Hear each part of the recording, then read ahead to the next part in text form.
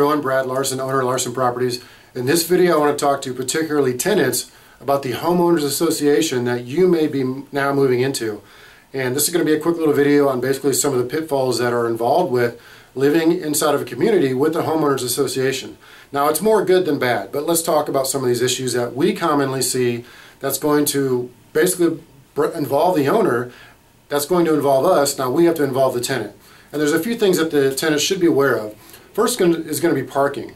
What we most commonly see is people parking boats or trailers either on the street or on the driveway of their homes, and this is often almost nearly 100% unauthorized by the homeowners association's bylaws and rules.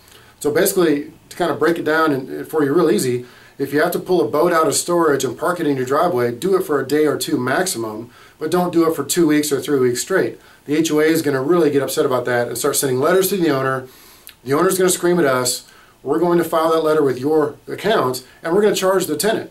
So be aware that if we have to deal with a violation on the tenant's behalf because they're not following the basic rules, we will charge the tenant a $25 handling fee. Now we're not trying to be complete, money-making jerks about this, but if we have to deal with the headache of taking the violation, documenting the violation, notifying the tenant, circling back with the owner, circling back with the HOA to let them know the violation was handled, this is causing us a lot more staff work, and so that's going to be a charge from the tenant. Now we may offer you one break, we may not. It depends on the situation and how egregious it could be. In addition, make sure the yards are being cut. The homeowners associations are notorious about the yards. So if you don't have time to cut it, I encourage you to seek a professional to cut your yard every couple weeks. If you need assistance, get in touch with us. We can recommend a couple of vendors or even incorporate that into your lease agreement to where we have the responsibility to cut your yard and you just pay an extra little bit a month to cover that particular action. Yards are a big one, so be sure you're aware of them. The other couple of ones that I want to talk about are garbage cans. Make sure you bring your garbage cans within a day of those garbage collection days.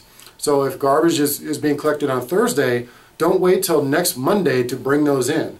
Try to either bring those in Thursday night or Friday morning. If you're going out of town, talk to a neighbor, have the neighbor push them up to your home, and try to keep them out of sight. A lot of times these homeowners associations will not allow you to keep garbage cans in plain sight. So you either have to keep them in the garage or keep them behind a fence. Don't put them on the side of your home where everybody can see them when they drive by. That's when we start getting letters generated to go to the owners. Again, we have to deal with them and charge the tenant.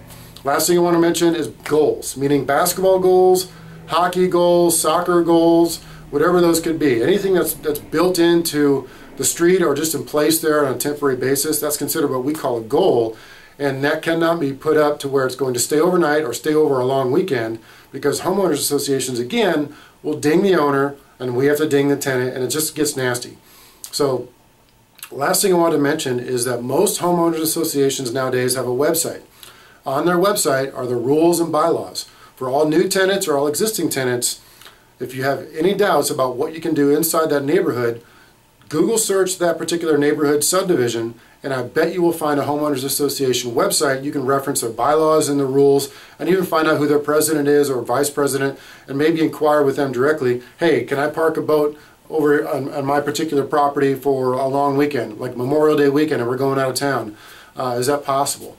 Or if you have to park a trailer there for a day or two or three, you might want to contact the homeowners association directly so they don't basically send the nastygram to the owner, and then the nastygram gets forwarded to us, and then we have to send it back to the tenant and charge the tenant. So it's one big vicious circle that we want to avoid just by simply offering you some sort of education up front.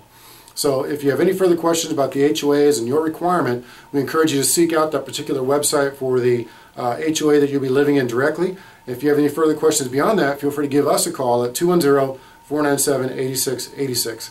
Thanks for watching and take care.